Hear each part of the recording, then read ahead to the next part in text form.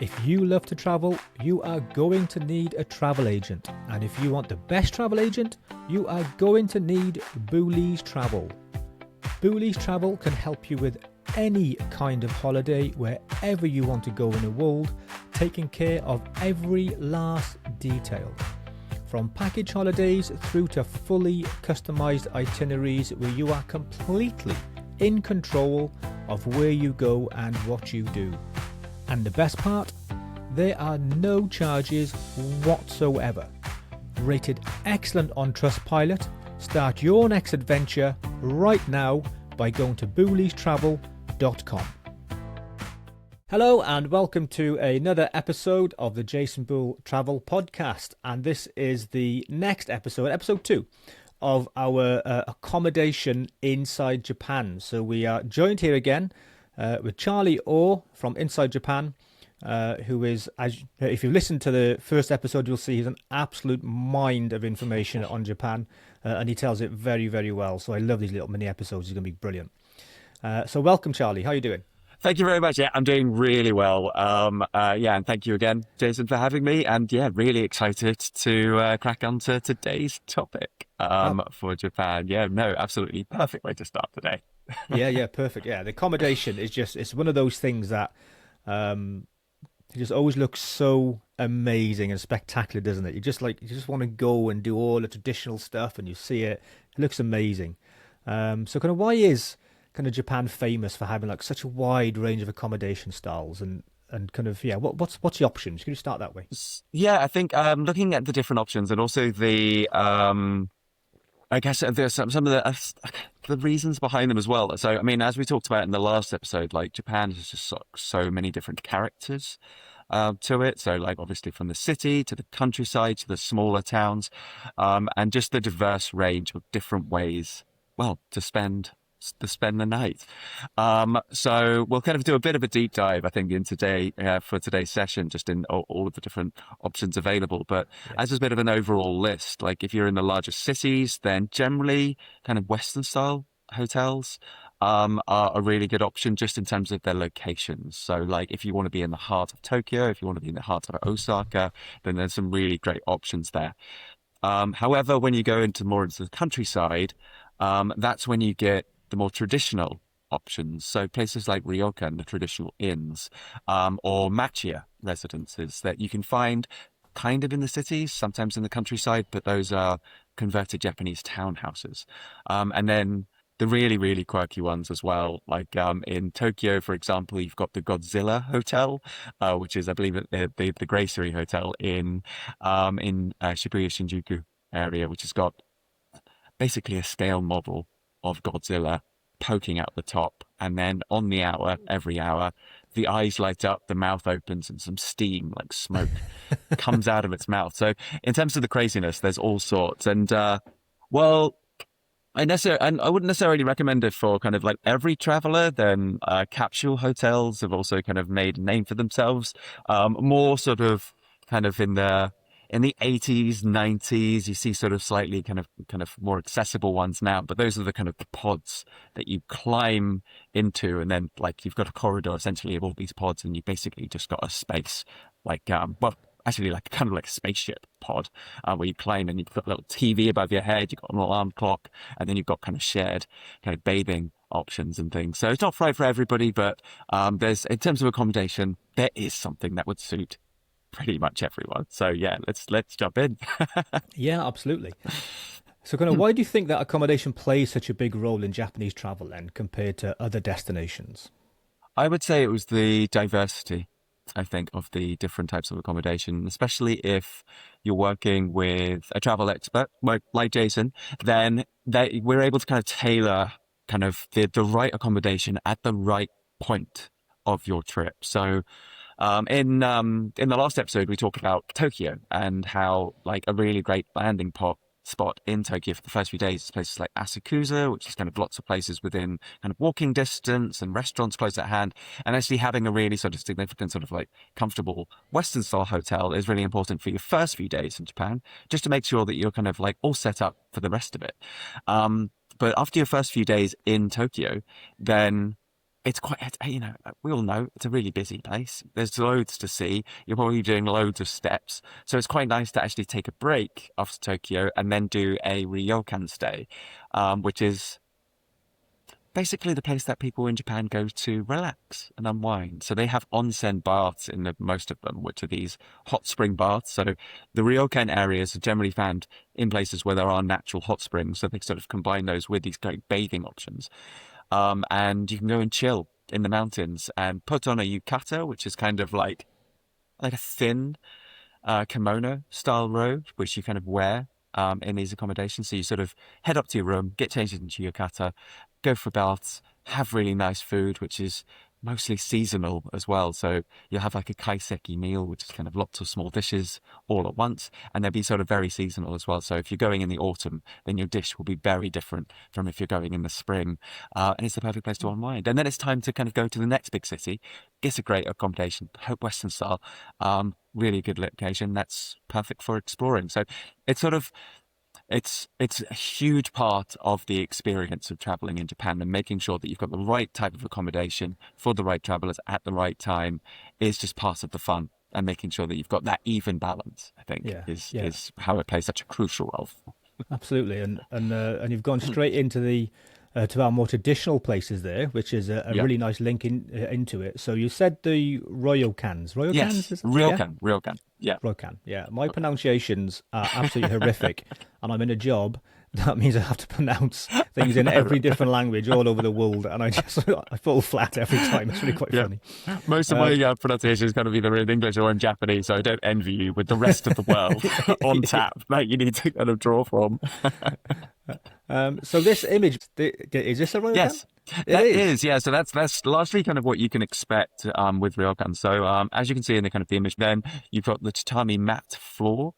Directly below, you've got these kind of lovely, kind of like wooden style rooms with the soji, which is the kind of the sliding door Yeah. as well. And then just in the very back, you'll see a bit of a garden as well. And that's a really good indication of just how these accommodation types are kind of set up. So they're incredibly sort of well designed, and they're aiming to relax you in the setting. Now, what's really important to point out is the tatami mat room is generally kind of your room, essentially. So when you go, then it's not, you won't necessarily be sleeping on the floor. However, you will be sleeping for the most part at ground level. And I wanted to sort of like really point out the difference just between those two, because it's not sort of like rocking up and then just sort of like sleeping on the ground. You will be sleeping on the tatami matting, which has a bit of a bounce to it. It's kind of like made of bamboo, essentially, but it's got a bit of a bounce. And then they'll put the futons, so the bedding out on top of that, and then which you kind of then sleep on. So that actually is actually very comfortable. However, any of those with kind of accessibility issues in terms of kind of getting up and getting down, there are Western style rooms available with Western beds, so we can look into those too. But for the most part, it will be on the tatami mat, on the futons. Now, what is I'd say the common experience with traveling in New York, and then you'll go in and then you'll have basically the whole room set up without any bedding in it at all. But there'll be a kind of a cupboard in the back with the kind of the futons and all the bedding there. But then there might be a small table kind of set up with some chairs around it and maybe some information about the local area with some like tea on hand when you first go in. But then when you go down for dinner later that night or go to the baths as well, then while you're away, while you've left the room, when you come back, the bed will be miraculously set up for you, ready for sleeping. So the staff are very good in terms of sort of making sure kind of like you're out of the room, you're enjoying something else in the facility, and then they'll sort of make up the bed to make sure that it's all sorted for you. So it's a really great experience. And some of the baths in these places are just one of my favorite things in Japan. So kind of I think we might have talked about a little bit about sort of bathing etiquette in the onsens in the Yeah. last episode, but it's very much that experience. But some of them are just beautifully set up where um actually there's a particular town just outside of Kyoto called Kinosaki Onsen. Now, in that town, it's a very traditional onsen town. So, of course, the main kind of bulk of accommodation options are Ryokan, but there's quite a few in the area, and it's quite a small town. And what generally tends to happen is when you go and check in, like you're greeted to the room that I just mentioned. You're able to go to the bath. You have dinner in that accommodation, but you're also given a bath token. So if you would like, then you can put on yukata that I mentioned before, put on some wooden clogs, have a little bag with your towel, and then do bath hopping. So you can take your bath token and obviously visit the neighborhood Ryokans and experience their very unique baths. So some of them might be sort of set in a cave setting. Some might have like a particular type of like salt that's really good to bathe in. And they've all got different styles. I mean, I was in Kinosaki Onsen just a few months ago, and I think I managed to get 4 different Ryokans in one night, and I was so relaxed at the end of that night. I was incredibly relaxed. So yeah, it's an amazing experience staying in Ryokan. Yeah, I mean these places just look so peaceful, don't they? You just look at that picture and it's kind of everything you imagine from old Japanese Yeah. films. Um, yeah, from all the old films where they're in a country, they're really peaceful. They're either doing their training or if they're doing it as like a martial arts thing, but just everything's very, very peaceful there, and it's just how it looks. It looks amazing. It really is. And largely, a lot of the older accommodations, the older ryokans, are pretty much unchanged. So you actually find that quite a few of them are family owned and family run. And they might be sort of run by the same family for the, 4, 5, sometimes 6 generations. Now, a bit of a sort of something to kind of be aware of when thinking about ryokans is because a lot of them are family run, and the meals are incredibly well thought out. Some of the meals have been designed by maybe someone's great great grandfather. Maybe it's the way that they kind of do things. So those with dietary requirements, please if you'd like to book a stay at a Ryokan, please let Jason know straight away about your dietary requirements, because there will be some that cater, and there will be some that are a little bit sort of stuck in their ways and a bit trickier to cater to dietary requirements. So letting Jason know pretty quickly and choosing the right accommodation in that way. And another thing to bear in mind as well, because they are very traditional and sort of set in their ways for a lot in the most charming way. Quite a few of them only take reservations via fax machine. We mentioned about certain companies in the last Yeah. episode only using fax machines. The Ryokans are quite famous for taking reservations via fax machine. So Jason's great because he's got those contacts with us in terms of actually having those faxes written in Japanese to secure your accommodation. So it's a great way to kind of get the best ones, essentially. Yeah, exactly. And there's going to be those gems that are stuck in the past, which is why you really want to go and see them, because Yeah. they're going to be, it's all art history. Everything's going to be completely original. But you won't find them any other way. You won't be able to get to them because you haven't got a fax machine at home, which is Well, exactly. it's Yeah, incredible. So there are a few that are sort of making sort of a jump into the modern era and sort of doing online bookings, but we find that actually the ones that are really in the kind of the heart of the mountains, that are those family and ones that are kind of really unique stays, Yeah. um, yeah, they're still using those faxes. And you wouldn't find them any other way either, would you? So, you need to know they're there. You need to be able to do that. Absolutely. And I mean, every time I go back to Japan, then I'll always include a ryokan stay in my visit. And I do like sort of like trying out new places. And so when I was living there, I was living on the island of Shikoku, and I was lucky enough to go back to Shikoku in my most recent stay. And we were staying in the Iya Valley, which is right in the heart of the island. And it was a fantastic stay where the onsen, they had a bit of like, there's some outdoor baths.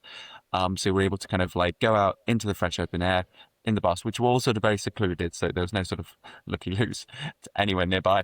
And you just had this amazing view of the mountains. And the way that the ryokan was kind of built into the side of the mountains, it was very tricky to get luggage in the traditional way. So they actually had a crane outside on the back with a kind of wooden pallet. So the staff kind of wheeled our suitcases onto this kind of wooden kind of structure with a pallet, and then another member of staff who had probably quite big arms was like hoisting the suitcases up to the next level, which is where you could find reception. So we sort of just ambled up with our small bags, and then our luggage was waiting for us. But yeah, Wow. it was amazing to see our luggage being sort of taken up the side of this cliff, which was really cool. So there's always something new with these days. Yeah, that's fantastic. So, what's the etiquette like staying around there? Because you kind of imagine it to be there's very certain ways of doing things. You kind of said you go and you put your robe on and you go out for lunch, and and you'll sort stuff out. But what's the kind of rules that a Westerner should know if there are any to stay in these places? It's a really yeah, that's a really good point. I think well, with traveling from the West, then of course, I mean with Japanese hospitality being the way it is, like there's a chance that we might, coming from the UK, make the occasional slip up or faux pas, but we are generally forgiven pretty quickly just because we don't know. However, with the, I guess, number of visitors from the West coming to Japan and sort of checking out why it's so magical, then more ryokans are sort of like providing kind of information on your Ryokan stay.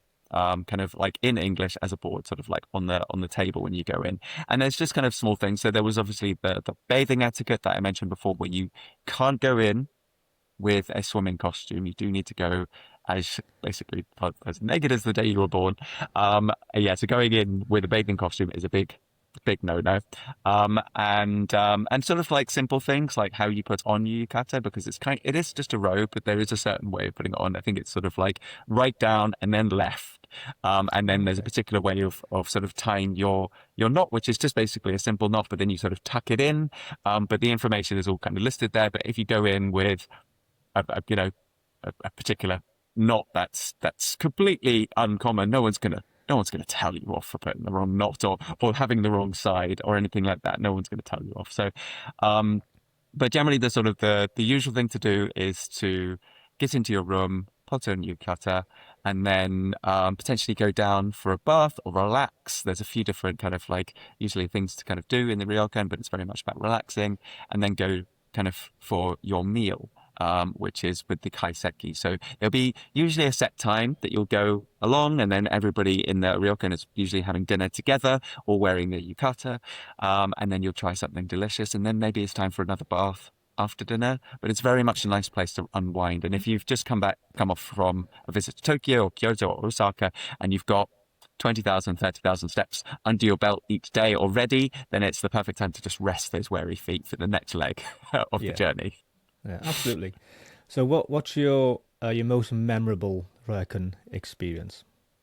That's a really good question. So I think, I mean, I'm a big fan of the Japanese baths. And when I was living in Japan, then every summer we would head down the coast, and to a spot by the beach and actually do a bit of surfing. So there was a campsite that we were able to stay in.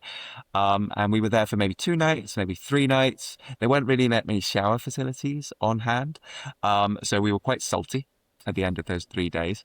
But then on the final night, then we would go to a local ryokan in Shikoku, and then just completely unwind and just bathe and get that salt off. So as I said before, it's really important to wash in the showers before Yeah, you go into the main baths. yeah. But we were just that it was unworldly getting into those baths after kind of like being sort of subdued to salt for a certain amount of days.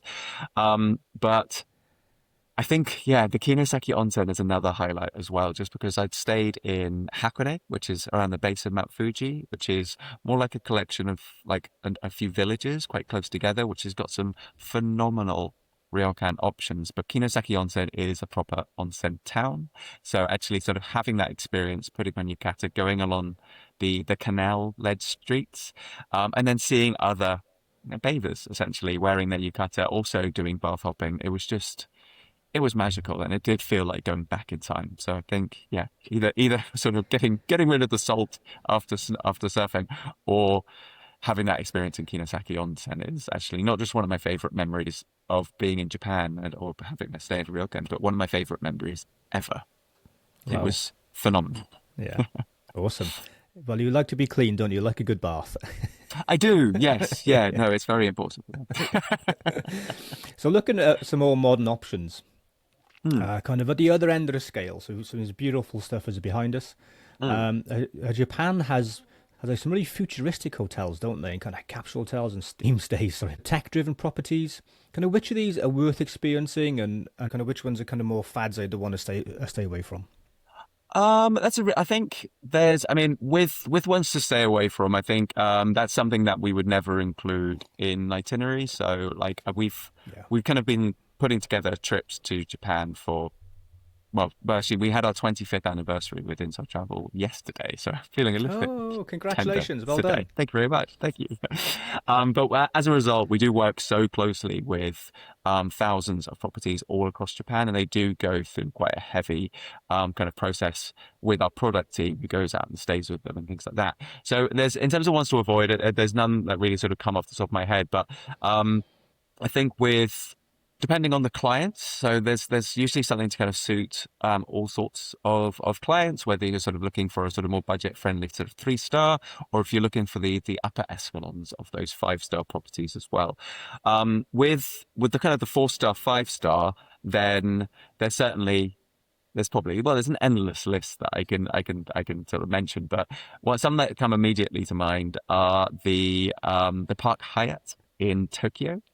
It's actually just gone under renovations recently, but this was the hotel that features in the film Lost in Translation with Bill Murray and Scarlett Johansson, and I was lucky enough to stay there a few years ago, and at that time it looked relatively unchanged. It looked basically the same as when Bill and Scarlett were kicking about in that hotel for a week. And obviously you can visit the bar that they went to go and stay in. You can go to the pool that Bill Murray was in. And it was a really cool way of sort of seeing that sort of like very sort of classic 5-star property in Japan. Another one as well that I love to talk about is the Four Seasons in Kyoto. So for all of your fans and listeners that have seen the White Lotus series, which is predominantly four season properties like in various destinations, they haven't done the one in Kyoto yet, but that might be a future series. But the one in Kyoto is phenomenal because it's actually set and part of a temple complex, and there's a kind of a garden area with a pond in it that features in a poem from hundreds of years ago. It's like a Japanese poem from hundreds of years ago, and it's part of the property. And the way that they've combined the kind of the hotel and the accommodation style with this kind of temple complex is phenomenal. It's seamless, and it's such a unique stay. So yeah, I think those two properties come immediately to mind. And I think in terms of futuristic hotels, then it is really those Western styles. So I mentioned the Godzilla style. There's also the Shinjuku Groove Hotel, which I stayed in on my most recent visit, which was right in the heart of the city and just had the most amazing view of the very center of Tokyo. So this is probably an area that I'd maybe sort of save to your last night, your final night in the city, because you're right in the center of things. So like Shibuya Crossing, which is that famous crossing right in the middle of the city, is very close by. And it's just, you get the most amazing views, and a lot of the windows are kind of floor to ceiling as well. And it's just it's such an amazing stay. Oh, wow. So you kind of touched on like a lot of the kind of Western style hotels there, but how do they differ to what we might expect then? You know, the standard hotel out there. What's the difference? Yeah, I think if you're looking at 4-star, 5-star, then there's still, in terms of the size, then you'll find suites and you'll find sort of more sort of character-led properties as well. Things with their own sort of themed rooms, for example. So there's a particular hotel in Tokyo that's kind of like each room is painted by a particular artist, so that's really cool. However, where it really differs from the UK and what you might expect, particularly with those 3-star level, is probably the size of the rooms. So they are quite small in comparison to Western style hotels, especially those 3-star, more sort of business level ones. So I think a big recommendation would be to pack as small as possible in Japan, because I mean, when I was there with my wife, then we both had suitcases that were kind of those 23-kilogram ones, and it was quite close quarters in terms of like having that, unpacking it, unzipping it, and that's basically the floor space. Right. But it was really clean, really comfortable, and just in a perfect location. And then other hotels that we had along the way, we obviously had a lot more space. So yeah, those 3-star level accommodations in the larger cities, you'll probably be looking at a more confined area. But again, it's worth it to be right in the center of things. Sounds like Times Square, New York to me, that does. Really, yeah, really compact, yeah. Thanks for joining us. That's the end of part 1. Make sure you like, follow and subscribe for part 2.